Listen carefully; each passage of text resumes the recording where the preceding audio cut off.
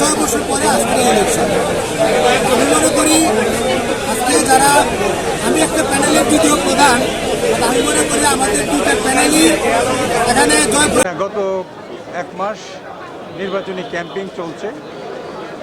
আমি এই পর্যন্ত কোনো সামাজিক কিংবা ইলেকট্রনিক কোনো বাধার সম্মুখীন হয়নি।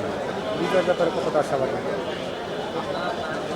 যেহেতু এটি প্যানেল ভিত্তিক নির্বাচন, প্রতিটি প্যানেলে 21টা পদের জন্য ভোটাধিকার প্রয়োগ করা হবে।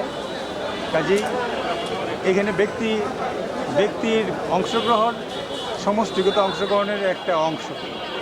আমি মনে করি যে প্যানেলের যে আধিক্য, প্যানেলের যে জৌলস এবং প্যানেলের যে মূল্য এবং ভোটারদের কাছে প্যানেলের সততা, এটাই বেশি মূল্যায়িত হবে। ব্যক্তি তো অবশ্যই, ব্যক্তির অন্তর্ভুক্তি প্যানেলের সৌন্দর্য, এবং আমরা মনে করি যে আমাদের প্যানেলে অত্যন্ত দক্ষ, মার্জিত এবং শিষ্টাচার সম্পূর্ণ ব্যক্তিবর্গ অন্তর্ভুক্ত হয়েছে। শিক্ষাবিদ, আইনজীবী, প্রকৌশলী, শিল্পপতি এবং কমার্শিয়াল ব্যক্তিত্ব এখানে অন্তর্ভুক্ত হয়েছে। আমরা এই প্যানেলের বিজয়ের ব্যাপারে আশাবাদী। একটা আমাদের এই যারা আজকে অন্তর্বর্তীকালীন যে কমিটি আছে এবং প্লাস আমাদের নির্বাচন কমিশনার, আমি তাদেরকে অনেক অনেক ধন্যবাদ এবং আমার এই 3 নম্বর সেক্টরবাসীদেরকে অনেক অনেক ধন্যবাদ। তারপর সুখের বিষয় একটা জিনিসই, যে আমার 3 নম্বর সেক্টরবাসী যে আজকে ভোট দিতে পারতেছে স্বতঃস্ফূর্তভাবে, এর চেয়ে আনন্দ আমার কাছে আর কিছু নাই।